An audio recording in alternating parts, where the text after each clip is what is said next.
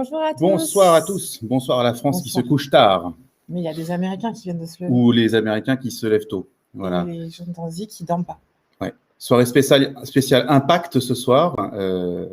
Donc, l'impact, on ne va pas vraiment faire des tonnes de choses sur l'impact. C'est juste dire qu'il y a quelques années, on était dans la Silicon Valley et que l'impact, tout le monde s'en fichait un petit peu quand on était dans le cadre de pitch investisseurs. Et puis, on s'est rendu compte que depuis un an et demi, jusqu'à avoir eu nos anciens investisseurs de la Silicon Valley, nous dire, écoutez, maintenant, il faut impérativement que tout projet inclue au moins une slide sur l'impact. Alors, c'est bien, parce que ça veut dire que les époques changent, ça veut dire qu'aujourd'hui, quel que soit le business qu'on lance, l'impact est important et je pense que c'est vital. Mais ça n'empêche pas que certaines sociétés, plus que d'autres, et les startups en l'occurrence, sont vraiment à impact. Et c'était un peu l'objet du thème de ce soir, c'est d'avoir des start-upers qui ont des missions et des missions pour transformer, changer le monde et l'améliorer. Donc c'est génial. Petit rappel, les pitch battles, c'est tous les soirs, tous les mercredis soirs. C'est la 4e ce soir. C'est un rendez-vous hebdo. On a la chance de pouvoir le faire grâce à la participation généreuse de nos partenaires chez les VC. Et ce soir, c'est grâce à Sarah Korn de chez Founders Future et à Olivier Mougenot de chez Citizen Capital. Sarah et Olivier, je vous laisse vous présenter. Sarah d'abord, s'il te plaît. Avec plaisir, bonsoir à tous. Moi, je suis donc Sarah Korn, je suis partenaire impact chez Founders Future, que je rejoins il y a quelques mois maintenant pour accélérer tout l'investissement impact au sein de Founders Future, qui est donc un venture studio qui a été créé en 2018 par Marc Ménazé, qui a 2 métiers, qui fait du startup studio et de l'investissement en amorçage. Merci beaucoup, Sarah. Olivier, bonsoir. Bonjour tout le monde, merci Nash, merci Elodie, très heureux d'être là. Alors je m'appelle Olivier, je m'occupe du fonds venture de Citizen Capital qui fait l'équivalent d'une 30aine de millions. Citizen Capital, c'est une société de gestion qui a une 10aine d'années, qui est un pur player de l'impact.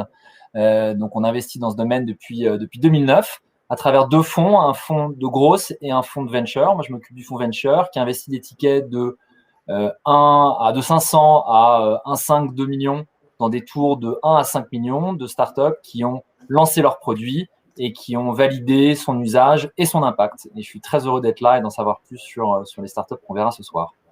Merci beaucoup, Olivier. Donc, moi, je vais vous rappeler très rapidement les règles du jeu de cette 4e pitch battle. Donc, on va recevoir ce soir 3 startups qui auront entre 5 et 7 minutes pour pitcher. On essaye de rester dans le timing. On sera les gardiens du temps ce soir avec Nash et on vous coupera si vous dépassez. Attention, ça devient dur ce soir. On est ravis d'organiser aussi cette pitch battle. On peut vous dire qu'on était en partenariat maintenant avec Sista, voilà, avec qui on devrait organiser bientôt une pitch battle spéciale Noël et spéciale Sista. Donc, on vous en dira plus assez rapidement.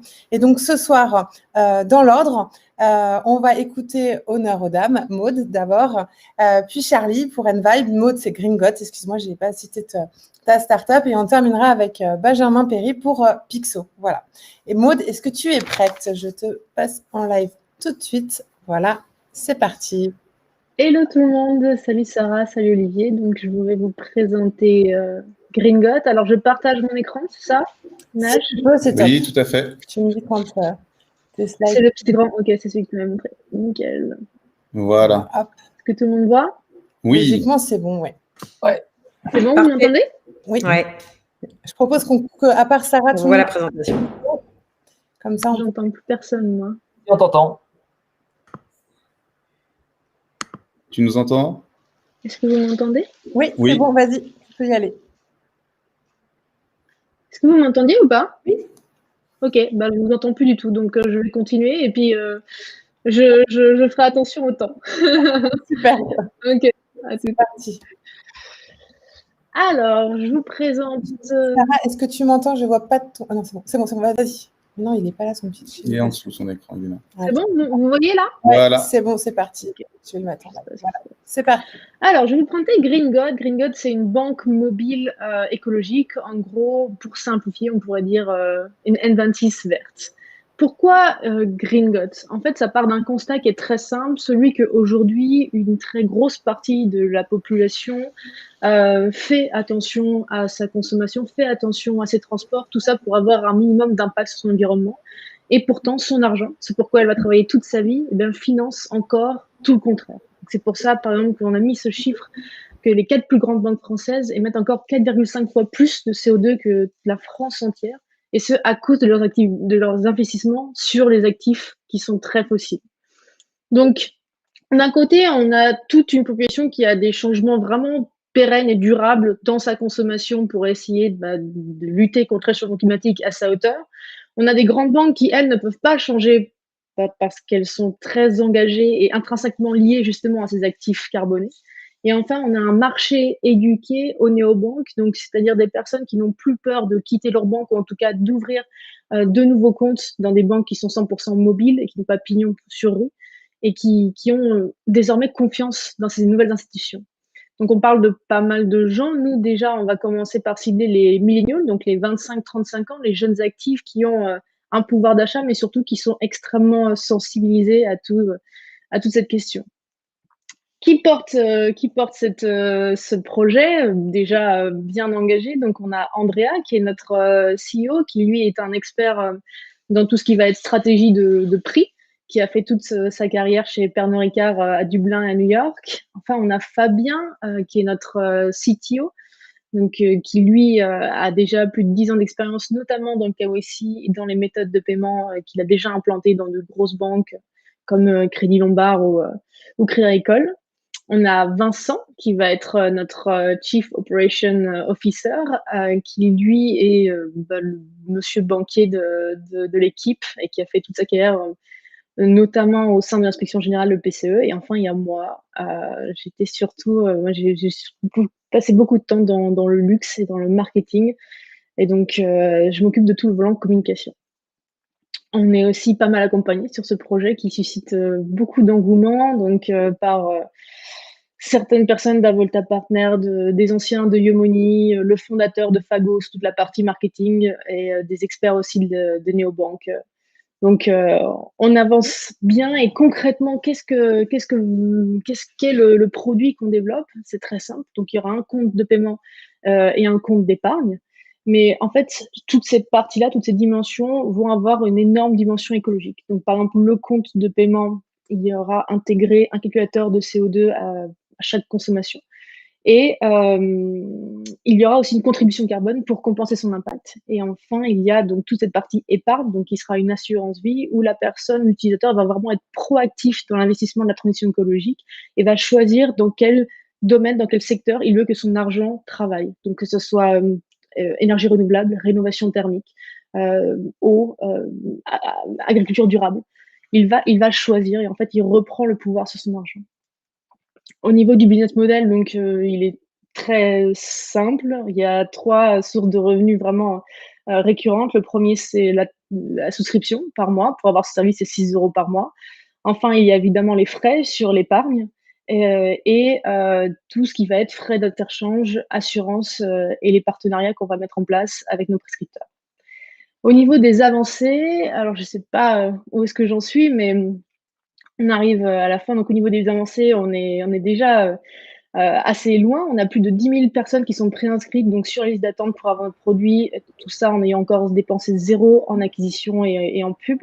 On a un partenariat fait avec un leader de l'assurance vie, une levée de fonds complétée et un projet qui plaît beaucoup puisque, par exemple, on vient d'ouvrir l'équipe, on vient d'embaucher plus de 5 personnes et on a eu plus de 400 candidatures juste grâce à nos réseaux sociaux. On a aussi des prescripteurs, donc des partenariats qui sont en train d'être signés avec d'autres marques qui ont cette même dimension écologique, mais dans d'autres secteurs, qui nous permettront d'avoir de clients qui viendront de cette source-là, et énormément de retombées presse, donc les Échos, Madines, La Tribune, et ça continue. Et on sort en février 2021. Voilà, c'est tout pour moi. Je ne vous entends pas, alors je vais revenir vous voir. Est-ce que tu m'entends là? Oui, c'est bon. Super. Est-ce que c'était trop long? C'était trop court? Comment c'était timing? C'était juste parfait, en fait. Pile 4 minutes 55. Donc, voilà. C'est ça. Génial. Voilà, bravo. C'est un nouveau record du monde. Parfait. Donc, donner la parole à Sarah et Olivier, que je vais unmuté, voilà. Et donc, Sarah, Olivier, l'idée, c'est de poser effectivement toutes vos questions. Il n'y a pas de souci là-dessus. Et puis, si vous pouvez donner du feedback aussi pour Gringot, ce serait super intéressant. Est-ce que, Sarah, tu veux commencer avec les questions? Ouais, j'ai plein de questions. Alors, comment est-ce que vous avez fixé la tarification en fait, ou le pricing? C'est quelque chose que vous avez co-construit avec votre communauté ou pas? Enfin voilà, est-ce que c'est amené à évoluer? On a fait donc avec nos communautés, donc aujourd'hui on a plus de 20 000 personnes qui nous suivent sur nos différents réseaux, plus ces 10 000 préinscrits, et c'est un prix qu'on a testé et construit avec eux. Est-ce que Sarah est encore là? Ouais, elle est encore là. Hop, tiens, regarde. Sarah, est-ce que c'est tout noir, hein? Ah, elle a peut-être frisé. Ouais, effectivement. Bah, est-ce que, Olivier, tu nous entends? Oui, je vous entends.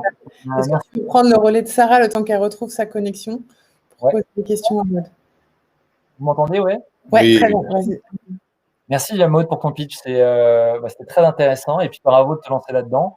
Moi, j'avais une question plus simple qui était juste, avant de rentrer sur l'impact, qui est de comprendre les services bancaires que tu arrives à fournir ou à ne pas fournir pour le moment. Je pense notamment aux découverts.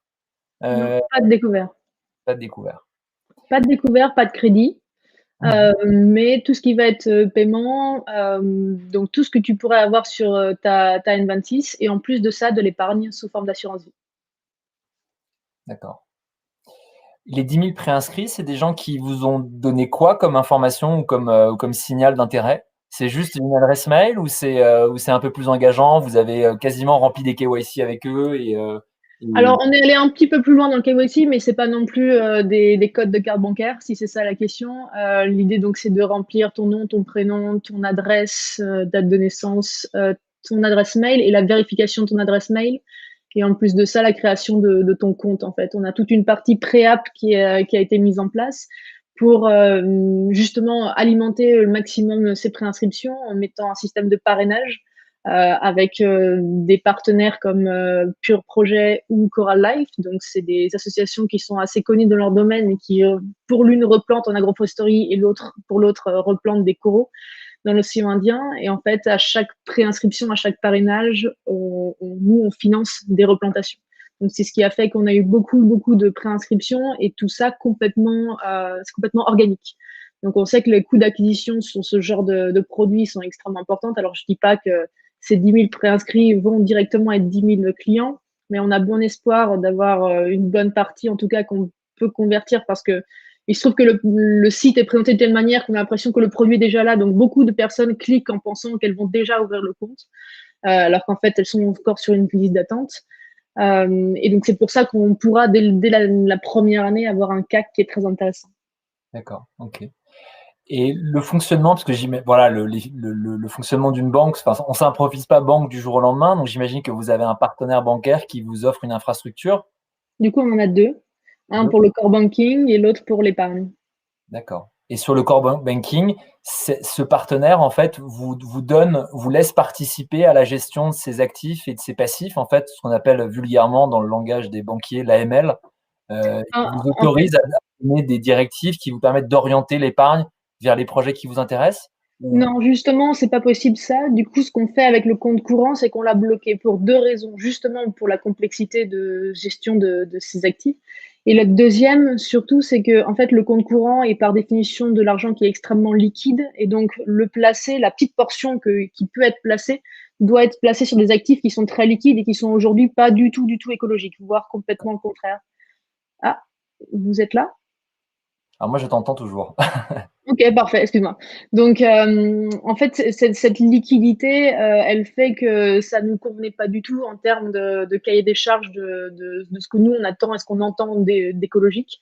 Et du coup, on l'a bloqué et par derrière, nous, ce qu'on va faire, c'est qu'on va faire une contribution carbone à ce niveau-là pour financer des projets impact. Mais en fait, c'est bien ce qu'on explique, c'est que le compte courant, lui, il a un impact qui est assez minime et que ça va vraiment être ton épargne avec laquelle tu pourrais être proactif dans le financement de transition écologique. D'accord. Donc, c'est une partie des frais de transaction que vous allez collecter ou une partie des 6 € que vous allez reverser à des projets impact. Exactement. D'accord. OK. Et comment est-ce que vous allez gérer cette partie-là? Parce que ça peut devenir vous allez vous retrouver quasiment dans le rôle d'un fonds d'impact en fait. Vous allez avoir pas mal d'argent à un moment à investir. Enfin, si le succès que vous attendez est là, comment est-ce que vous comptez justement, vous, d'un point de vue opérationnel, gérer cette partie-là? Pour l'épargne ou pour la souscription, tu veux dire? La souscription. Non, pour la souscription, on sera jamais un fonds impact. On va juste rediriger une certaine partie sur des projets qui vont sensiblement être les mêmes que ce qu'on fait avec la préinscription. Donc, tout ce qui va être protection des forêts ou replantation des coraux, tout ce qui va être un petit peu de puits de carbone. Après, au niveau de l'épargne, c'est vrai que là, on va avoir du coup un panier assez conséquent de fonds à diriger, et ceux-là seront dirigés sur tous les fonds qui sont labellisés sur Greenfin. Donc, le label Greenfin, je sais pas si vous le connaissez, c'est un label ISR beaucoup plus strict et beaucoup plus sur le côté écologique. C'est le label du ministère de la Transition écologique, en fait, pour respecter les accords de la COP 21. D'accord. Ok. Et peut-être une dernière question qui est un peu la question magique, si c'est la dernière que je peux poser, Elodie, qui est la concurrence. Voilà, je suis désolé, il faut la poser cette question. Si on la pose pas, on n'est pas dans un pitch contest. On n'est pas là pour. Comment est-ce que vous pensez vous distinguer des autres banques vertes qui sont en train de sortir du marché? Alors, des autres néobanques vertes, donc Helios et Only One, par exemple, c'est ça? Ouais. Oui, alors on va être les seuls à faire de l'épargne. Et donc, comme je disais, c'est vraiment l'épargne qui a un impact écologique. Donc, on va être les seuls à pouvoir déjà, de un, avoir un impact qui est nettement supérieur, et de deux, à te faire choisir exactement où est-ce que ton argent travaille. En plus de ça, nous, on intègre dans le compte courant un calculateur de CO2. Donc, en fait, on va être aussi, je ne sais pas si vous connaissez Greenly. Voilà, il compte le CO2, c'est l'autre partie de ton empreinte carbone. C'est une partie c'est toute ta consommation. On va intégrer aussi cet outil-là qui est aujourd'hui extrêmement demandé. Donc en fait, si vous voulez, on n'est pas foncièrement différent dans la démarche, et on est très content d'avoir que cette industrie bouge enfin. Après, au niveau de l'offre produit, on va être ceux qui sont les plus complets et surtout ceux qui ont le plus gros impact pour le même prix. Ok, super. On a retrouvé Sarah. Donc, Sarah. Ouais, Welcome back. Désolée, problème de connexion, évidemment. J'ai une petite question complémentaire. Je ne veux pas reposer les mêmes questions. Justement, sur la concurrence, c'est quoi aujourd'hui tes barrières à l'entrée? Qu'est-ce qui fait que aujourd'hui, ou demain, des banques classiques traditionnelles vont pas se mettre à faire la même chose et totalement pivoter ou développer des marques spécifiques et recréer des néobanques vertes? Comment est-ce que tu vois ça et le développement un peu de… Alors, pour les grosses banques, qu'elles puissent pivoter et être complètement dans le vert, déjà, techniquement, c'est pas possible pour elles parce qu'elles sont intrinsèquement liées à des actifs qui sont carbonés, qui fait que si elles les lâchent tous d'un coup, ces actifs, c'est la loi de l'offre et la demande, n'ont plus de valeur, et du coup c'est compliqué pour la banque. De l'autre côté, si elle continue à faire justement que ces actifs carbonés, d'une manière ou d'une autre, elles vont être impactées, les entreprises qu'elles financent vont être impactées par le changement climatique, donc ça va être aussi la fin pour elles. Donc elles sont dans une situation qui est assez compliquée au niveau des banques traditionnelles, mais ce qui est sûr, c'est qu'elles pourront pas faire de shift complet. Et même si elles pouvaient, un des grosses choses à comprendre et surtout à retenir de tout ce qui va être l'argument green et écologique, c'est que si on le prend juste comme argument commercial, il peut vraiment être à double tranchant. Pour nous, ça a été justement ce qui nous a porté et ce qui fait qu'on a eu une très belle notoriété dès le départ sans aucun budget pub encore. Mais de l'autre, si vous le faites que en argument commercial, c'est à double tranchant et ça peut vous emmener sur du boycott, sur justement du greenwashing qui est aujourd'hui pas du tout souhaitable pour n'importe quelle marque. Merci beaucoup. Merci. Sarah, tu as posé toutes tes questions? Je me rends pas compte, c'est vous les maîtres du temps, mais… Non, tu peux encore poser une question si tu veux. Moi, je voulais savoir quel était un peu ta vision à moyen, long terme. C'est parce que là, donc, on parle de 10 000 préinscrits. Tu vises quoi en fin d'année prochaine ou dans 2-3 ans en termes de communauté? C'est quoi la profondeur du marché? Enfin, de comprendre vraiment l'attraction du projet. Alors nous, on vise 10 000 premiers clients dès la première année, puis 50 000, et sur 5 ans, on est assez ambitieux. On aimerait avoir en tout cas plusieurs centaines de milliers de clients. Au niveau de la profondeur du marché, c'est nouveau en France, donc on ne peut pas savoir encore exactement comment va réagir le marché. Mais si tu regardes un petit peu les marchés à côté, comme aux Pays-Bas ou comme en Allemagne ou même comme aux États-Unis, tu vois que c'est une offre. Ah bon, non. On Il n'y a vient. pas que moi. Non, c'est pas, je crois que c'est le thème de la soirée. Bon, Bon, bah, c'était donc une très bonne conclusion de la part de Maud. Elle a répondu quand même, elle a répondu en partie. Elle a répondu quand même. mais je crois que c'est parce que c'est le début du meilleur pâtissier, donc C'est ça, ça coupe. Voilà, on est challengé interférence. par Maud revient. Maud revient. Est-ce que Maud, tu nous entends? Maud, es-tu là? Non, je crois que c'est son pitch, c'est ça, qui black out. Mais bon, en attendant. Est-ce que vous Maud, avez un petit conseil en voilà, un attendant qu'elle conseil, revienne? un peu un feedback à lui donner, qu'elle pourra voir sinon en replay. Olivier, peut-être? Je suis en train de réfléchir, donc je vais laisser Sarah parler. Alors, Sarah. Non, le feedback, parce que nous, c'est un sujet qu'on regarde évidemment, les néobanques vertes, le sujet, c'est l'équipe, c'est les people, donc c'est quand même un métier qui est très régulé, réglementé, et donc de bien s'entourer, recrutement. Et je pense que c'est clé. D'accord. Salut Maud. Salut Maud. On t'entend pas, mais Tu nous entends? t'es transformateur, quoi. On t'entend plus. On va laisser Olivier te faire un petit feedback. Hop. Ouais, Très mal. Vous nous entendez? Moi, oui. Ouais, Ouais, c'est juste Maud qui avait un petit problème de micro. D'accord. Ça marche. Eh ben, écoute, si je dois me laisser aller à te donner un feedback, ce serait de se concentrer sur le reporting de la valeur ou le reporting de l'impact à vos clients, à vos consommateurs, parce que je pense que c'est un levier.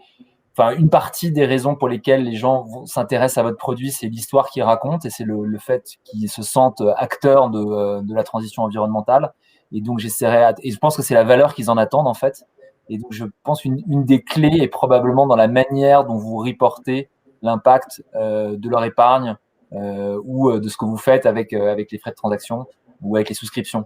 Et donc, je pense qu'il y a un gros travail de marketing et d'histoire à raconter. Il y a plein d'histoires à raconter autour de ce que vous faites pour nourrir le sentiment des gens que leur épargne et leur argent est contributeur. Et donc, je me concentrais vraiment sur cette partie-là de l'expérience, presque plus que sur l'interface de paiement ou tout ça. Voilà. Mais je pense qu'il y a un gros levier, il y a un gros sujet dans l'histoire que vous racontez et la manière dont vous reportez la valeur et l'impact à vos consommateurs. Voilà. Oui, donc clairement, nous, c'est clairement sur le quoi on va se concentrer et ce qu'on se concentre. On n'a même pas envie de raconter d'histoire, en fait. On a juste envie de relater les faits et de ce qu'ils sont vraiment en train d'investir. Et c'est tout l'idée du projet, c'est de te redonner le pouvoir sur ton argent, sur quoi c'est toi qui l'as gagné, c'est toi qui as travaillé toute ta vie pour, et de voir exactement quel impact il a aujourd'hui et dans quel monde tu veux qu'il soit investi et qu'il finance. Super, merci beaucoup. Je pense qu'on a fait le tour. Merci beaucoup, Maud. On va passer maintenant à Charlie. Merci Maud. Avec Envibe. À tout à l'heure, Maud. Bon courage. Salut Charlie. Salut Charlie. Bonjour à tous. Est-ce que vous m'entendez bien? C'est bon, on t'entend bien. Je n'ai plus la voix métallique, c'est parfait.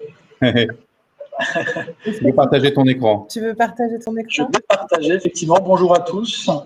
Alors, que je partage tranquillement. Hop, est-ce que vous voyez l'écran? Il arrive. Il arrive. Il est là. Et je le mets en Et plein tout le monde le écran. voit. Et voilà.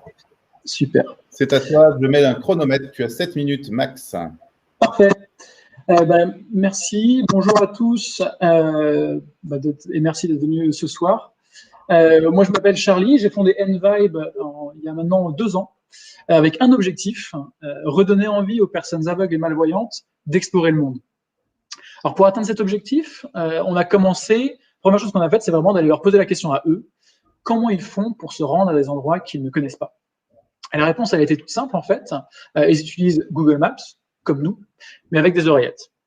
Et pour bien se rendre compte de la difficulté que ça représente, il faut s'imaginer que déjà, Google Maps, c'est une application qui est assez peu accessible pour une personne déficiente visuelle, pas assez précise pour du guidage piéton, et qu'en plus, quand on a des problèmes de vue et qu'on met des oreillettes, on coupe le sens le plus utilisé dans la détection de danger et dans le déplacement général, l'ouïe. Ce qui fait que le déplacement devient dangereux. Ça, c'est le quotidien de presque 2 millions de Français aujourd'hui et 15 millions d'Européens. Et nous, chez Envibe, on veut changer ça. En utilisant la vibration seule comme vecteur d'information, notre solution elle va leur permettre de libérer leur ouïe pour qu'ils puissent se concentrer sur la route avec un dispositif discret et intuitif. Alors, ce qu'on propose, c'est une application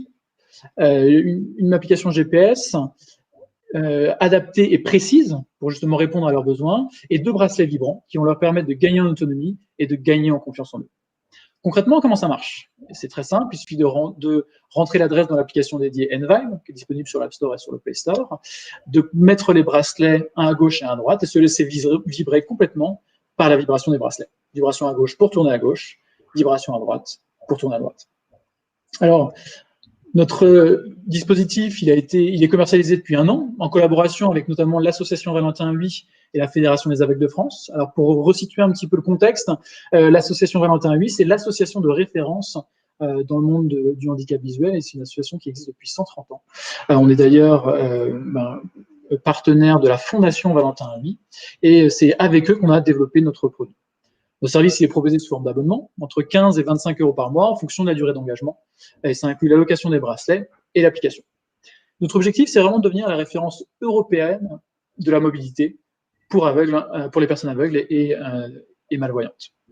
Alors, pour y arriver, on a un plan opérationnel clair. On a identifié les canaux de communication spécialisés qui vont nous permettre d'atteindre nos objectifs en direct assez rapidement. Comme je vous disais, on a réussi à créer des relations assez fortes avec tous les acteurs de l'écosystème. On a une liste sur ce slide. Et en plus, on est en train d'échanger avec beaucoup de distributeurs. On a déjà des contrats de distribution, 2 avec des distributeurs majeurs de l'écosystème. Et nos relations privilégiées avec les associations et notre réputation auprès d'eux, on a d'ailleurs une certification du CERTAM qui est vraiment la référence pour les dispositifs de la déficience visuelle, ça nous permet de le faire assez facilement. Et ce plan de développement, il est bien sûr soutenu par une équipe géniale. Alors, je vais commencer par l'équipe tech, puisqu'on est effectivement une entreprise tech avant tout. Axel et Abdulaziz, donc Axel qui est développeur Android. Son objectif, c'est, quant à lui, c'est vraiment de faire en sorte que l'application soit le plus accessible possible et le plus précis possible. Abdulaziz, quant à lui, il va notamment développer des algorithmes qui vont nous permettre d'être toujours plus performants, aussi bien sur du guidage en extérieur qu'en intérieur. En plus de ça, on a une équipe commerciale qui est composée de Arnaud et de Sandra. Sandra qui est malvoyante et qui, elle, nous fait des retours aussi bien sur l'utilisation de l'application, puisqu'elle est concernée elle-même par les problématiques de mobilité. Et ça permet aussi de créer une certaine relation de confiance avec les utilisateurs. Noriane, chargée de communication, quant à elle, elle fait en sorte que la marque soit connue dans l'écosystème. Alors, on est 2 cofondateurs, Nasser et moi-même, à chapeauter ce projet. On a tous les 2 travaillé avant de lancer Envibe à l'Institut de la Vision et chez GenSight. Donc, on a travaillé justement sur une paire de lunettes pour rendre la vue aux patients atteints de rétine pigmentaire. Et c'est dans cette expérience précédente que on a découvert le milieu et qu'on a échangé pour la première fois avec les utilisateurs déficients visuels qui nous ont remonté justement leurs problématiques dans la mobilité. On est en plus accompagné par David Labarre, qui est un champion paralympique de cécifoot, qui est très mobilisé dans le projet, notamment sur les applications sportives, et Philippe Théini, qui est chargé de développement pour le groupe L'Abattu, et donc qui nous apporte aussi ses compétences en développement commercial. Donc, grâce à cette équipe, et en 2 ans d'existence, on a réussi à concevoir, tester et mettre sur le marché un produit innovant et à construire une communauté autour. On a aussi gagné de nombreux concours d'innovation et reçu des subventions qui nous ont permis de lancer 2 versions de bracelets sur fonds propres. La V2 des bracelets qui va apporter confort, facilité de charge et autonomie vient de sortir d'ailleurs, pile poil pour les fêtes de Noël. Et donc, en 2 ans, on a réussi à convaincre des particuliers justement d'utiliser notre dispositif. Ça leur apporte confort et justement, ça leur donne envie de sortir de chez eux et d'explorer des zones donc ils n'ont pas l'habitude d'aller, mais aussi des entreprises, notamment le groupe Yves Rocher et la SNCF, où on partage un peu le même objectif de rendre l'espace public plus accessible. C'est-à-dire avec la SNCF, nous avons des expérimentations actuellement dans 2 gares pour penser la gare inclusive de demain.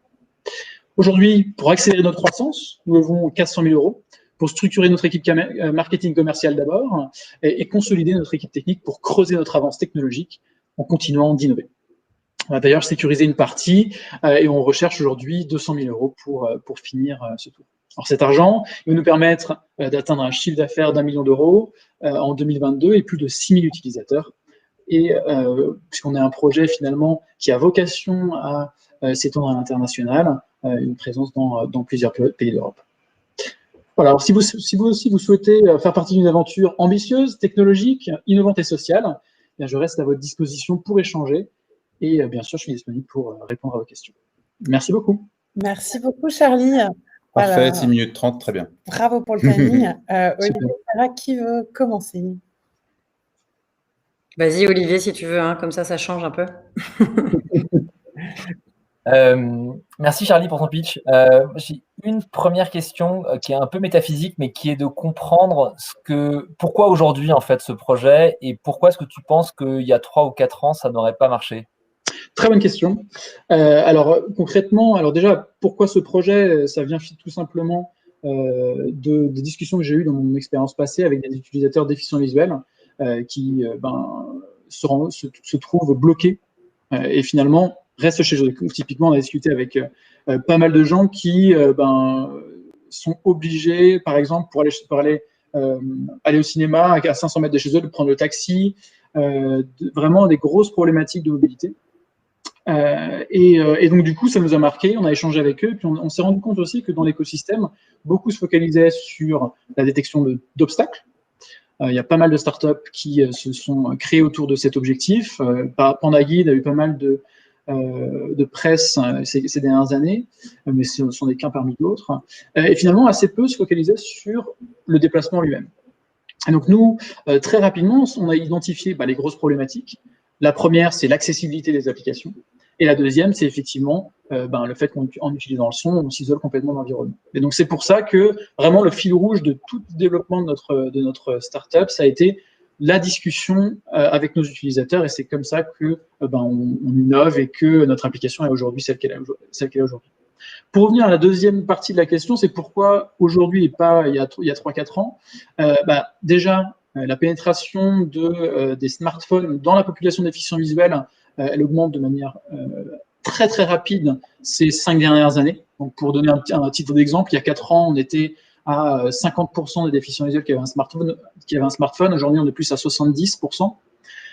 En plus, on a des smartphones de dernière génération qui incluent notamment des puces qui vont être compatibles avec Galileo, qui est le GPS européen qui va améliorer la précision du GPS.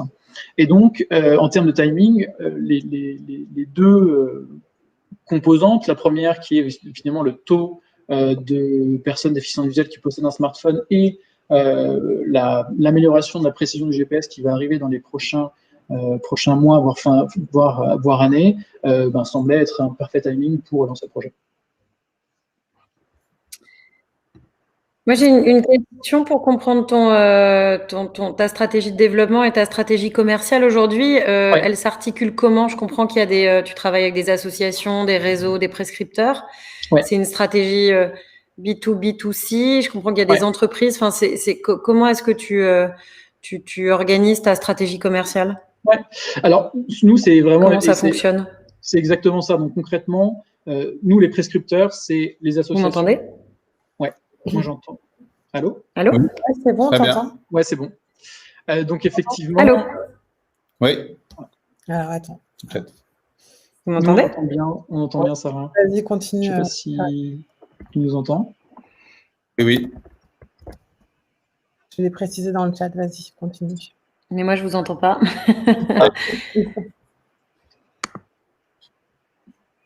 Très, très bizarre. Je ne sais pas si vous avez entendu ma question. Je ne sais pas si Charlie m'entend. Si, moi, j'ai bien entendu. Je ne sais pas du coup si… Ouais. D'accord. Charlie, tu peux commencer à répondre. Du coup, ça va être difficile de répondre si elle ne peut pas nous entendre. Je vais essayer. Vas-y, fais ta réponse.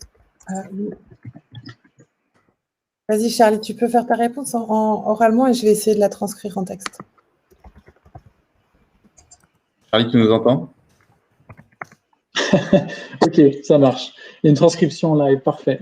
Non, mais concrètement, effectivement, nous, notre stratégie, c'est les prescripteurs. Donc, les prescripteurs, ce sont les associations, les écoles de chiens guides, les ergothérapeutes.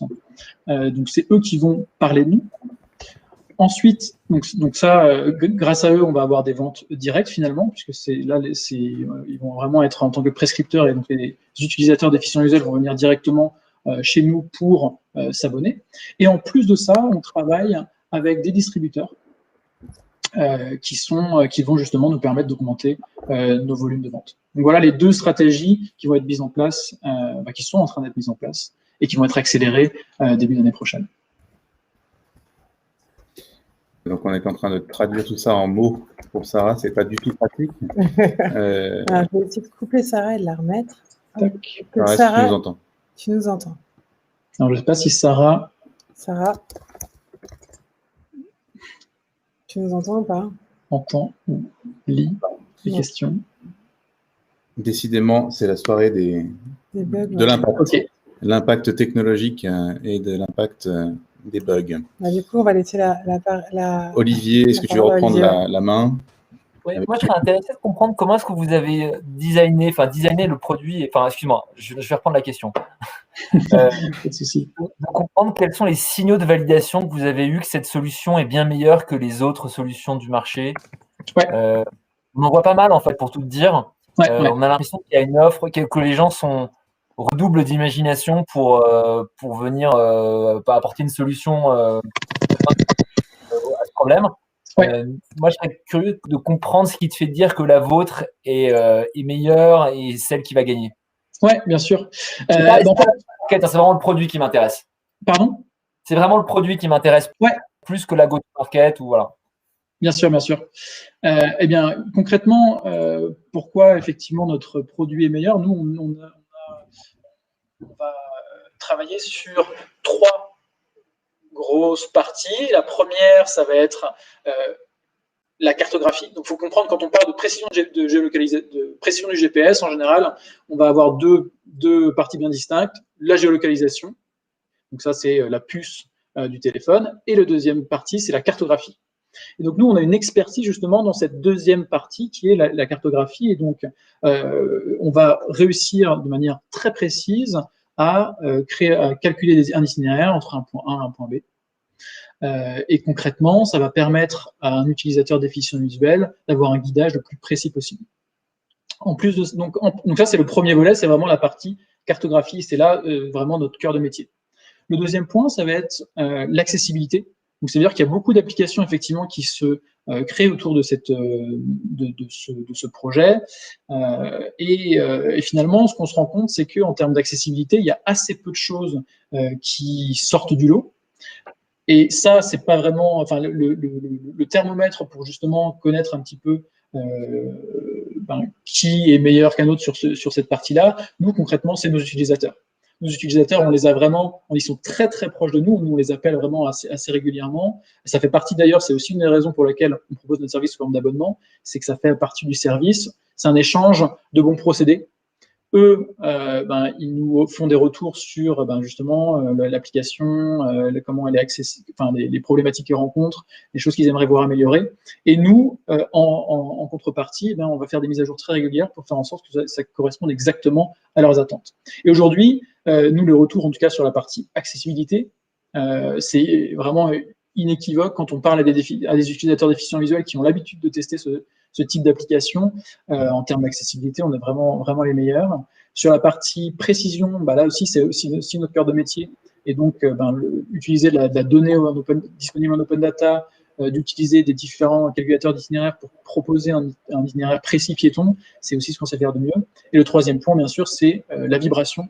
Donc là, concrètement, en 2 ans, on a déjà itéré 2 fois sur le bracelet, tout simplement parce qu'on a bénéficié des retours utilisateurs en termes de cas d'usage, en termes de facilité d'utilisation.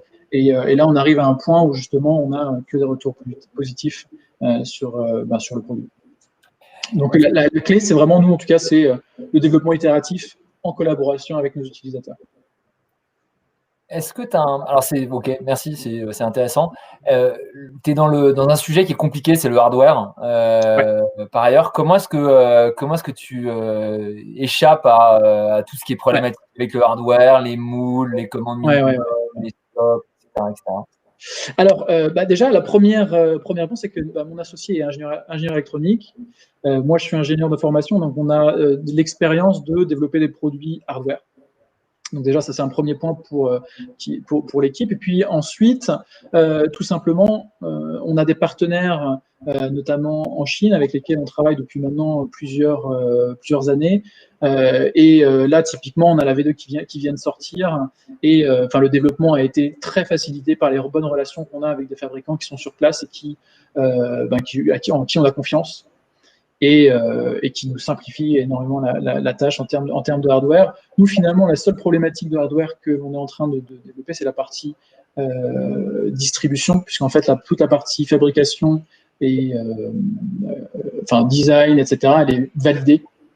Donc là, on arrive vraiment à... le cœur de notre produit, c'est surtout le software. Le hardware, ça va plus être ce qui va donner de l'information à l'utilisateur. Et donc, en ce sens, on garde toute la techno de software en interne, et puis le développement, la fabrication, bien sûr, des bracelets connectés, c'est bien sûr pas au sein de l'entreprise. Merci, Charlie. Peut-être une dernière question, ou alors du conseil, feedback. Ouais. Sarah, est-ce que tu veux commencer? Oui, moi, j'avais une question encore pour bien comprendre l'usage. Ouais. C'est quoi le délai le temps d'abonnement de tes clients aujourd'hui? Et c'est pour essayer de comprendre un peu le churn et tu vois, quand on prend l'abonnement, on le prend pour combien de temps? Comment ça fonctionne? Alors en général, on n'a pas beaucoup de recul, hein, puisqu'on a lancé notre produit fin 2019, et puis après l'année 2020 a été celle qu'on connaît. Mais en tout cas, on estime en tout cas que les gens restent... depuis que les gens ont commencé à s'abonner fin 2019, personne n'a voulu rendre de bracelet, tout le monde est très content. Donc c'est au moins non. Donc clairement, c'est ce type d'ordre de grandeur, sachant qu'en fait, on voit qu'il y a un espèce de mécanisme de dépendance qui fait que, comme moi par exemple, où beaucoup de gens vont être habitués à utiliser Google Maps plutôt que Plan, et au fur et à mesure, on s'habitue à l'utiliser. Donc là, c'est un peu de la même manière. On a beaucoup d'utilisateurs qui sont passés de Google Maps à Envibe pour leur trajet piéton. Et donc, effectivement, ils l'utilisent très régulièrement. Oui, c'est un peu le côté très positif. Tu fidélises très très bien une fois que la personne utilise ton software. Et non, mais alors un feedback ou une question, je sais pas, mais je me posais un peu la question parce que dans ton pitch, à un moment, tu parles de ton déploiement européen, ou en tout cas sur la partie internationale. Voilà, question, pourquoi aller tout de suite sur l'international et pas faire un focus France où il y a pas mal de choses à faire, et voilà, quels sont un peu les enjeux? Est-ce que tu n'as pas peur d'aller trop vite en attaquant comme ça d'autres pays tout de suite? Voilà, je me posais un peu la question de... Oui, bien sûr. Alors effectivement, ça c'est une question qu'on s'est un peu posée en interne. Là, concrètement, c'était un petit peu un concours de circonstances où on a eu l'opportunité, au travers d'un concours organisé par EIT Health, qui est un organisme européen qui vise à promouvoir des solutions liées à la santé. On a eu justement l'occasion de créer un pilote dans un pays européen. Donc, on a choisi les Pays-Bas, qui s'est super bien passé. Et donc, en fait, on a des partenaires sur place qui nous ont accompagnés sur le développement et l'internationalisation de notre produit aux Pays-Bas. C'est arrivé un peu plus tôt que ce qu'on avait imaginé. Et puis, ça s'est tellement bien passé que, justement, là, on arrive beaucoup mieux à se projeter sur les enjeux que veut dire justement un déploiement à l'international. En tout cas, aux Pays-Bas, on a réussi à avoir des partenaires qui nous accompagnent et qui finalement nous permettent de au moins se projeter sur un déploiement à horizon 2 ans dans plusieurs pays, tout simplement parce que grâce à cette organisation EIT Health, ça facilite énormément les partenariats entre pays. Et donc, justement, c'est ce qu'on va essayer d'utiliser pour les 2 prochaines années, sachant qu'en plus de ça, notre objectif, ça va être notamment de travailler avec des distributeurs pour se simplifier la tâche dans ces pays dans un premier temps. Ok. Voilà. Merci. Et merci, Charlie. Merci. Merci, Charlie. Pardon. Il y a Olivier qui voulait peut-être dire un truc. Est-ce que tu Salut Charlie, merci beaucoup, bon courage. Merci à tous. Je vais parler pour Sarah et pour nous deux. On a hâte d'avoir des nouvelles et de voir comment s'est passé le lancement, ta levée, etc. On a hâte d'en savoir plus. Bon courage. Ça marche. Merci beaucoup. Merci beaucoup, Charlie. Au revoir. Et donc, on va maintenant accueillir Benjamin Perry pour Pixo. Bonjour, Benjamin. Bonjour à tous, vous m'entendez bien? Oui, et toi? Tout va bien? Ouais, top. Alors, on va essayer que tu sois le pitch où il n'y ait pas de bug technique. Ouf. Je te connais. Challenge. Alors, déjà, je vais essayer de partager mon écran. Ouais, c'est ça. Tac, ça fonctionne? Ça fonctionne, c'est bon, je le mets. Ok, c'est parti du coup. C'est parti, tu as 7 minutes. Ça marche. Donc, bonsoir à tous, je suis Benjamin Perry, le fondateur de Pixo. Il y a un peu plus de 2 ans, quand on déjeunait dans nos entreprises avec mon associé, on prenait souvent à emporter, où on se faisait livrer des contenants, et généralement les tables de la pause déj, elles ressemblaient à peu près à ça. Et à 14-15 heures après la pause déj, les poubelles de toute l'entreprise ressemblaient à peu près à ça. Donc avec mon associé François, on s'est dit, bon, il y a peut-être quelque chose à faire. Les restaurants, ils sont quand même juste à côté. Ces emballages jetables, ils ont une durée de vie de maximum 1 heure. C'est quand même pas vraiment normal qu'on en soit encore là. Donc, on a fondé Pixo, qui a pour objectif d'accompagner tous ces restaurateurs dans leur transition des emballages jetables vers les emballages réutilisables. Il se trouve qu'on est un petit peu aidé par le contexte français, étant donné que l'État français a fait passer des lois qui vont être effectives en 2023 et qui vont pousser ces restaurateurs à utiliser des emballages réutilisables plutôt que des emballages jetables. Donc, pas mal d'acteurs de la restauration, notamment collectifs comme Sodexo, des foodtech comme Foodcherry, Foodles, PopChef, Richti, anticipent cette loi et sont déjà en train de faire leur transition.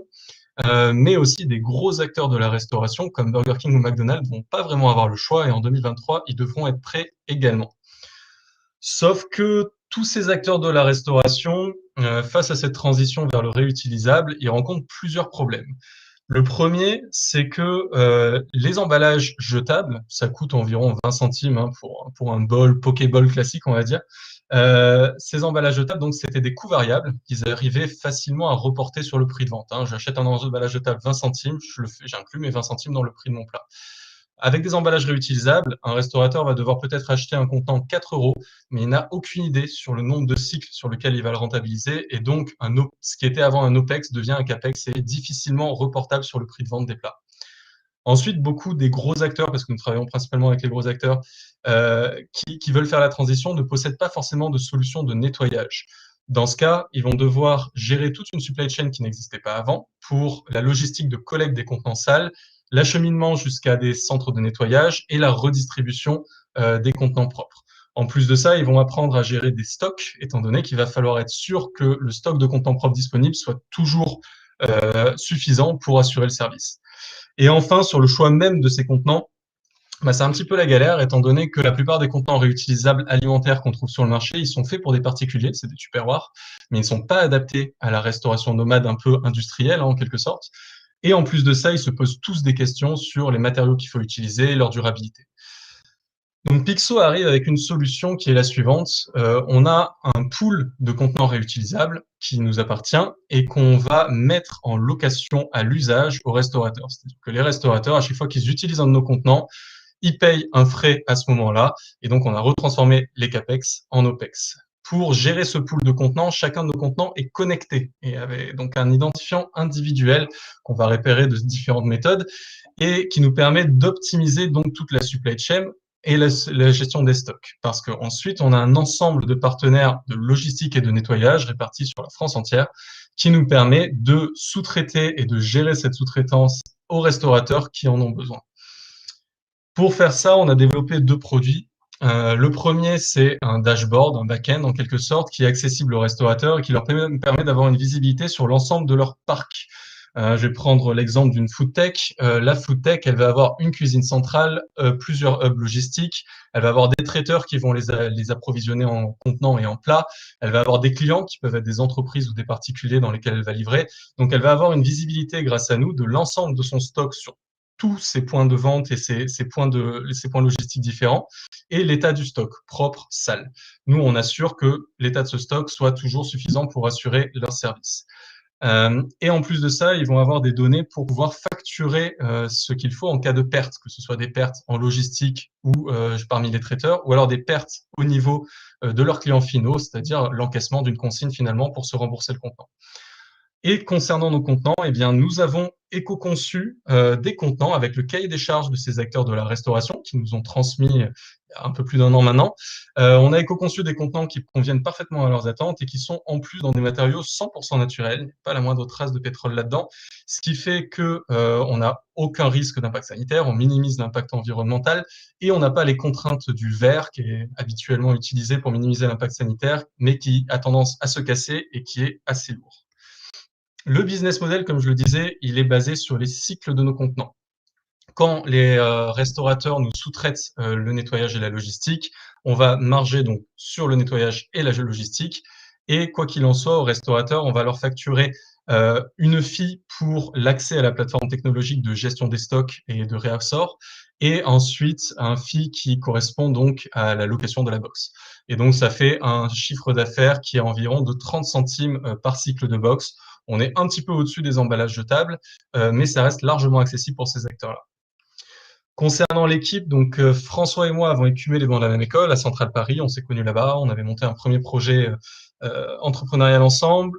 François, en sortie d'école, est parti chez McKinsey, notamment sur des missions de supply chain. Pour ma part, je travaillais pour BNP Paribas, en intelligence artificielle notamment. Et nous nous sommes entourés de plusieurs personnes. Donc, nous avons un VP Sales, un junior développeur et bientôt un senior, et une responsable communication et marketing. À notre board, nous avons entre autres Anne Lauvergeon, qui est l'ancienne directrice générale d'Areva, et Jean-Philippe Guérard, qui est l'ancien directeur général associé d'Elior. Pour parler un peu plus impact, dès le début, pour Pixo, c'était très important qu'on ait une analyse de cycle de vie complète de notre solution, savoir si on était mieux déjà que le jetable, mais surtout sous quelles conditions. Donc, on a fait faire ça par la coopérative MU, qui est agrégée dans ce domaine-là. On a fait une analyse complète de notre solution sur 6 critères. Il y en a un qui parle plutôt pas mal, généralement, c'est le CO2. Et il faut savoir qu'à chaque fois que vous allez manger demain dans une Pixobox au lieu d'un emballage jetable, c'est 520 grammes de CO2 équivalent qui sont évités, soit l'équivalent de 5 km en voiture pour une seule Pixobox. Donc, grâce à notre solution, on a donc une solution clé en main pour ces acteurs-là de la restauration pour assurer leur transition des emballages jetables vers les emballages réutilisables, ce qui leur permet donc de ne pas avoir à se soucier des 3 problématiques que j'ai mentionnées précédemment, d'accélérer leur transition pour non seulement respecter la loi qui va bientôt sortir, mais aussi bien sûr minimiser leur impact environnemental. Merci. 7 minutes 02, dis donc. Bravo. Ouais. On allait te couper. Ouais, 6,59, je plaisante. Allez, ça a sonné quand même. Voilà. Merci beaucoup, Benjamin, Olivier, Sarah. Est-ce que vous avez des questions? Je vais vous remettre le micro. C'est bon. Sarah, est-ce que tu veux commencer? Aujourd'hui, tu as combien de clients? C'est quoi un peu la typologie de tes clients? Quand tu dis des restaurateurs, il y a plusieurs types de restaurateurs, j'imagine. Comment tu targetes tes clients et où est-ce que vous en êtes là, justement, de la stratégie d'acquisition de vos clients? Yes, donc effectivement, le go-to-market pour nous, il est plutôt sur des acteurs qui vont gérer des parcs importants de contenants, donc des traiteurs notamment qui servent en B2B, comme Ripaillon, qui va faire jusqu'à 500, 600 contenants par jour. On a mis en place beaucoup de POC avec des acteurs de la food tech. Malheureusement, on a été un tout petit peu ralenti par le deuxième confinement, mais ça va se poursuivre l'année prochaine. Ils sont absolument fans de nos contenants, donc ça, c'est un super point. Et il y en a plusieurs qui veulent en 2021 faire des full deployments. Et de fait, ces acteurs de la food tech, ce sont des gros acteurs, vu qu'on est en moyenne à 5 000, 10 000 contenants qui vont être consommés chaque jour pour nous. Ensuite, Sodexo fait partie de nos clients. On devait être beaucoup plus avancé avec eux. Malheureusement, le premier confinement est arrivé au moment où on voulait faire plein de déploiements avec eux, donc ça a pris un petit peu de retard. On s'intéresse un petit peu moins aux restaurants individuels, c'est-à-dire les restaurants qui ont pignon sur rue. On laisse ça à certains de nos concurrents qui font ça très très bien. Et on va plutôt avoir tendance d'ailleurs avec ces concurrents à s'interfacer avec eux et à voir comment on peut travailler ensemble. Donc on discute beaucoup avec certains d'entre eux parce que nos solutions sont en fait complémentaires pour ce genre d'acteurs. Ok, et super intéressant. Et j'avais une question sur justement toute la partie lavage, parce que c'est un peu la difficulté du modèle. Comment tu organises déjà ton lavage? Comment est-ce que tu l'organises? Enfin, tous tes centres de lavage, est-ce que c'est localisé? Est-ce que tu le fais dans ta région? Comment est-ce que vous arrivez au niveau un peu de l'ancrage géographique à organiser tout ça et tous ces flux en fait? Ouais, ça, j'avoue que la tech nous y aide beaucoup. En fait, avec l'état des stocks en temps réel à différents endroits, on peut planifier des tournées relativement facilement. La logistique, où que ce soit sur le territoire, c'est rarement un problème. Il y a toujours des acteurs qui sont prêts à faire de la logistique. Le nettoyage en est un autre. Globalement, il y a deux solutions. Soit il y a déjà un acteur du réemploi qui est implanté sur le territoire. Par exemple, en Ile-de-France, il y en a plusieurs qui se sont spécialisés dans le nettoyage, qui faisaient de la consigne avant et qui maintenant se sont spécialisés dans le nettoyage. Dans ce cas, on passe par eux. C'est les meilleurs pour faire ça, étant donné qu'ils se focalisent complètement là-dessus. Donc, on leur demande des devis, on leur installe nos solutions technologiques pour qu'ils soient capables de nous remonter les données dont on a besoin, et on leur envoie des flux de contenants aux besoins. Donc, il y en a en Ile-de-France, il y en a dans les Hauts-de-France, à Lille, avec un déploiement prévu en janvier, mais à mon avis, ça sera février. On en a à Strasbourg, on en a dans le sud de la France. Bref, des acteurs comme ça, il y en a un peu partout en France. Deuxième possibilité, quand il n'y a pas d'acteurs du réemploi qui ont déjà ouvert leur centre de nettoyage, dans ce cas, on prend des acteurs qui ont déjà des centres. Donc, ça va être deux typologies, soit des traiteurs qui ont des centres de nettoyage parce qu'ils font beaucoup de surplace, etc. Et ils sont prêts à potentiellement prêter leur laveuse pour d'autres utilisations, soit des loueurs de vaisselle, qui est beaucoup plus courant, où eux, ils sont obligés de nettoyer. Pareil, on demande un devis, on s'interface avec eux, on les équipe pour qu'ils puissent nous remonter les données et on crée les circuits. En gros, nous, on fait du pilotage à distance grâce à la technologie. On n'a pas besoin d'être sur place. C'est de l'interfaçage. D'accord. Merci beaucoup, Sarah. Olivier? Moi, j'ai une question hyper simple. J'ai pas compris comment tu récupérais les bacs. Alors, les contenants, c'est parce que je ne l'ai pas expliqué en 7 minutes, pardon, c'était un peu léger. En fait, là, il y a plusieurs options. Nous, sur le secteur sur lequel on s'est focalisé, notamment donc les food tech, en tout cas les traiteurs B2B, c'est pas nous qui le faisons. Déjà, ces acteurs-là, ils gèrent la consigne eux-mêmes, il faut le savoir, ou alors ils gèrent même pas du tout de consigne, donc tout passe par leur application. Maintenant, étant donné qu'ils vont sur un site d'entreprise, par exemple, tous les jours pour livrer des plats, et bien de la même façon, le plus logique, c'était que sur le circuit retour, ils collectent les emballages sales, ils les centralisent dans leur hub logistique, et nous, en fait, on va juste faire ce dernier kilomètre entre leur hub logistique, où il y a tout qui est massifié, jusqu'au centre de nettoyage. Et ensuite, par contre, on leur livre en propre directement, soit chez leur traiteur quand ils sont en Ile-de-France, soit dans leur cuisine centrale pour que ça reparte pareil en reverse logistique jusqu'à leurs traiteurs centralisés qui sont en Bourgogne ou des choses comme ça. Ouais, donc la cible, c'est vraiment le traiteur B2B. Le go-to-market, c'est le traiteur B2B. Pour toutes les thématiques sur le B2C, etc., il y a des grosses discussions qui sont faites au niveau gouvernemental. Il y a deux options. Déjà, le gouvernement envisage de financer le déploiement de collecteurs un peu partout sur des territoires pour justement permettre à des particuliers de ramener leurs contenants dans des endroits de proximité. Et en plus de ça, il y a beaucoup d'acteurs comme Gringo, comme Loop, comme d'autres, qui déploient des collecteurs en ce moment dans des restaurants, etc. Et il y a une volonté du gouvernement à uniformiser ces solutions. En gros, n'importe quel collecteur de n'importe quel acteur devient accessible à n'importe quel autre acteur du réemploi qui veut venir faire collecter ses contenants dedans. Donc, toutes ces solutions-là, se déployant petit à petit, on va pouvoir aller plus facilement sur des marchés B2C où le besoin principal pour un particulier, c'est de pouvoir rendre le plus facilement du monde son contenant, sinon ça ne marchera jamais. Ok. Il y a des effets de seuil dans ton activité ou à partir desquels tu es profitable, en dessous desquels ça ne marchera jamais, où un client n'est pas profitable. Ça, il y a une question intéressante qui était le taux de marge en fonction des volumes. Je me posais, même sans aller jusque dans les taux de marge, de savoir s'il y avait des seuils qui étaient nécessaires à dépasser. En fait, le seuil, ça va plus être au niveau du client. C'est-à-dire que pour un restaurant qui va faire peut-être 50 contenants par jour, si on lui gère la logistique, et je pense qu'on lui gérera parce qu'il n'aura pas de flotte, hein, c'est pas un gros traiteur qui a déjà une flotte logistique, en quelque sorte, le prix résiduel de la logistique par contenant devient tellement élevé que ça devient un petit peu compliqué pour lui d'imaginer, par exemple, un contenant qui va lui coûter 50 centimes par cycle, parce qu'en fait, la logistique, elle est divisée par très peu de contenants. Donc, c'est un peu ça qui joue le seuil, parce que nous, quoi qu'il arrive, sur chacune des parties de notre activité, on marche dessus, donc on est rentable, mais c'est plus cette rentabilité qui, au bout d'un moment, pénalise le restaurateur. Donc, nous, ce qu'on a calculé, c'est que pour que ce soit des frais qui soient accessibles à un restaurateur, c'est à partir de 200 contenants utilisés par jour qu'on va avoir des choses qui sont intéressantes financièrement pour lui à mettre en place. Et c'est pour ça qu'on a un besoin d'abord d'aller avec ces gros acteurs sur un go-to-market qui va nous permettre de vraiment gérer beaucoup de volume et avoir pas mal de logistique qui circule pour avoir ensuite des effets de tournée pour des plus petits acteurs et leur permettre de payer des valeurs résiduelles de logistique qui seront plus accessibles pour eux. Merci beaucoup, Olivier. Merci, Sarah. Est-ce qu'il y a des questions de ton côté? Je crois qu'on a posé les questions. C'est Olivier qui a posé les questions qui sont arrivées sur le chat. Okay. Cela dit, vous avez encore quelques minutes pour en poser ou alors pour donner les conseils et du feedback.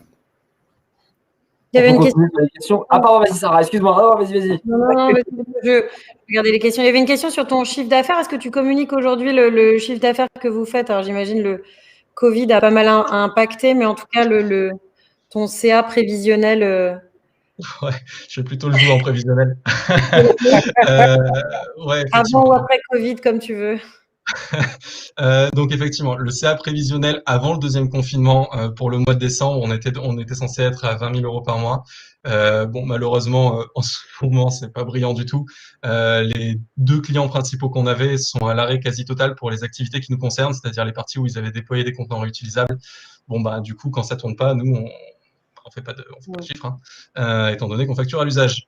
Donc voilà. Mais en attendant, c'est le prévisionnel sur l'an prochain est toujours très bon. Du moment que ces clients-là redémarrent, on redémarre avec eux. Et surtout, il y a tous les autres acteurs de la food tech qui sont très partants.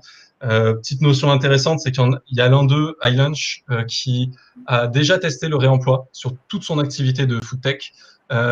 Et qui est quand même revenu vers nous, notamment pour cette partie dashboard qui l'intéresse particulièrement. Donc voilà, pour certains acteurs, on paraît un peu en avance de phase finalement par rapport à des problématiques qu'ils ne perçoivent pas forcément immédiatement, mais on sait très bien et ils savent tous quand ils font beaucoup de volume que ça devient très vite indispensable, donc on n'est pas vraiment inquiet pour la sortie du confinement. Moi, j'ai une dernière question pour toi, Benjamin. Est-ce que vos clients ne sont pas déjà habitués à gérer des retours de produits ou de choses qui viennent des sites où ils livrent? Non, en logistique retour, ils ont très peu de choses finalement. Enfin, ils ont même ouais. À la limite, la seule chose qu'il va y avoir, pour ceux qui sont déjà un petit peu engagés d'un point de vue en développement durable, je ne les citerai pas, c'est ils vont récupérer les invendus pour ensuite potentiellement les redistribuer ou les composter, ce genre de choses. Donc eux ont déjà une logistique inversée. C'est pas tous qui font ça, mais c'est pour ça que notamment ils font cette partie pour nous, quoi. La collecte des emballages sales chez les clients, c'est fait par eux parce que ce serait stupide de rajouter des camions sur les routes alors qu'ils y vont déjà, quoi.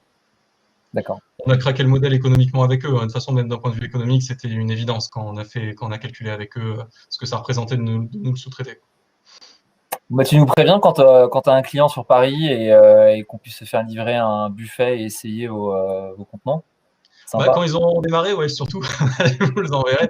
Mais oui, il y en a 2-3 où vous pouvez déjà essayer dès la sortie du confinement, bien sûr. Ouais. Il y avait eu un crowdfunding, on pouvait acheter nos contenants. Oui, tout à fait. Ça, c'est le crowdfunding, c'était effectivement pour tester un peu le marché B2C sur nos contenants, parce qu'on est assez fiers de nos contenants. Et ça, on verra si on continue la commercialisation en B2C plus tard ou pas. C'est quand même un autre métier, donc on verra un petit peu. Merci beaucoup. Bravo Benjamin. Merci Olivier et Sarah pour toutes ces questions, tous ces feedbacks. Est-ce que vous avez un mot de la fin, un conseil général pour tout le monde, général, ça sonne un peu martial, mais un conseil générique pour tous les pitchs que vous avez vus ce soir, ou quelque chose qui vous a manqué, ou quelque chose que vous auriez aimé voir, ou que vous avez apprécié. Apprécié, exactement. Olivier, est-ce que tu veux commencer?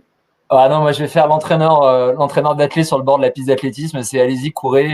Il y a plein de besoins. Si vous êtes sur des marchés où il y a des trucs importants à faire, il faut pas. Enfin voilà, mon seul conseil ou ma seule recommandation, ma seule demande, c'est allez-y, foncez.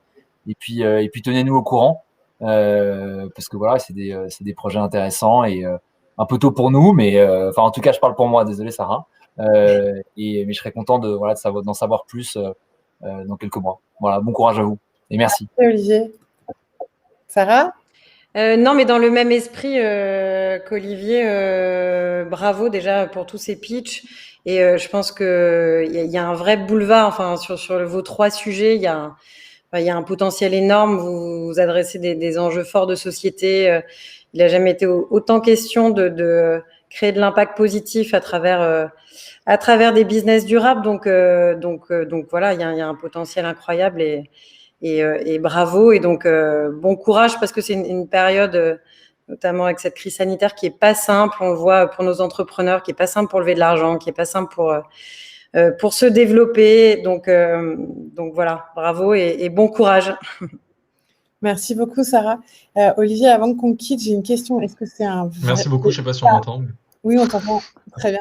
Olivier, tu m'entends? On est parti, il n'y a plus que nous deux, Sarah. Ça y est.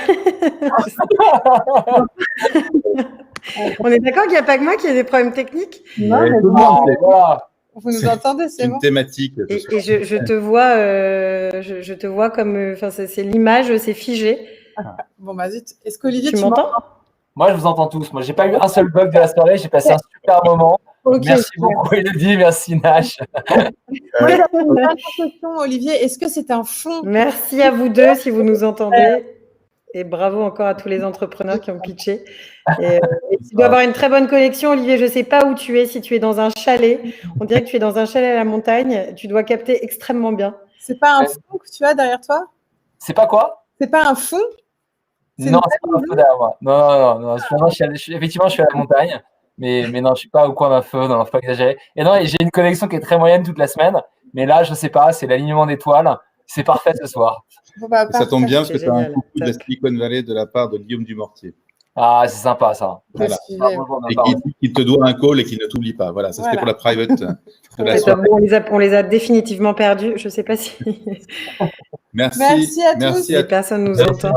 Merci. Ciao. Merci. Merci. Salut Olivier. À bientôt.